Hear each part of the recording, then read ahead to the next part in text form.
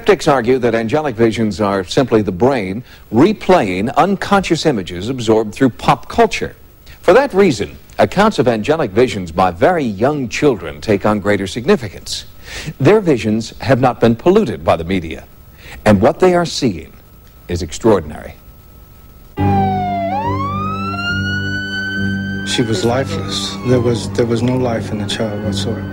When Ricky first presented to the emergency department, I was almost sure that she would not survive. I ran through the hall, and I knew something was wrong, and I found her floating face down in the pool. My mom pulled her out, and she screamed for help, and there was nothing my sister and I could do. It was such a difficult call because the parents of the child were very good friends. October 21st, 1984. They only took their eyes off her for a second, but that was long enough for tragedy to strike the Enriquez family of Barstow, California. A poolside accident left 2-year-old Ricky paralyzed and in a deep coma. While her family prayed for a miracle, Ricky believes she briefly entered a world where miracles do happen. I looked behind me and I saw a guardian angel, and she had flowing golden color hair, and she was wearing a white dress. She grabbed my hand and we started to walk down the tunnel. When we got toward the end, she asked me if I wanted to go through the light with her or if I wanted to go back. And I told her that I had to go back and tell my mom where I was going. And so I remember her walking me back and telling me not to be afraid. Soon after, Ricky opened her eyes and began to recover. Doctors did not know why, but Ricky did, and she told her mother about it. It was approximately a month after she had come home from the hospital, and I had taken her shopping with me. We went into a bookstore, and maybe 5 minutes into shopping, she grabbed my hand and squeezed and started screaming and yelling in the store, "Mama, Mama, that's my angel." And I didn't know what she was talking about. I looked around, and there was a poster on the wall, and it was of a guardian angel. Visions of angels are as real as any other human experience.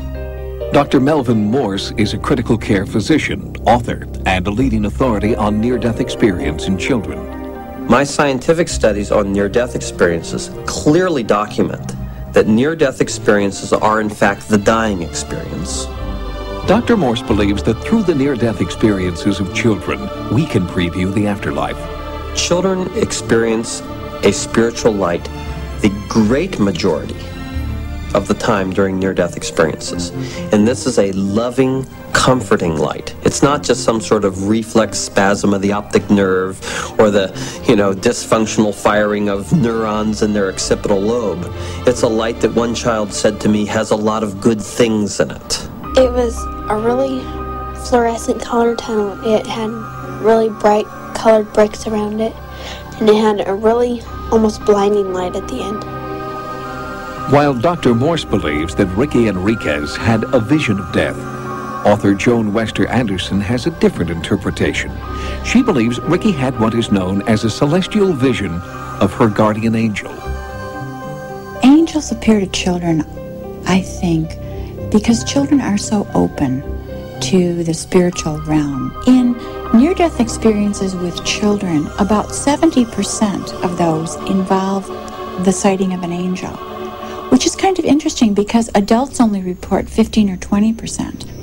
Anderson points out that the word angel comes from the Greek, meaning messenger. The message that they get from these kinds of encounters is that their ordinary lives are filled with purpose and meaning. Typically, a child will say to me, "Gosh, I learned that I have a job to do." When this first happened, we never went to church much. She had no knowledge of angels, really didn't know anything about it. Since this, she likes to spread the word that the angels are out there and it's okay. I think that it happened so I could tell other people not to be afraid of dying. Although Ricky, who is now 12, has not had another angelic vision, She feels that the presence of the angel is always with her, and her family feels its presence too. They believe that RICCI has new angelic qualities that were passed to her after her encounter.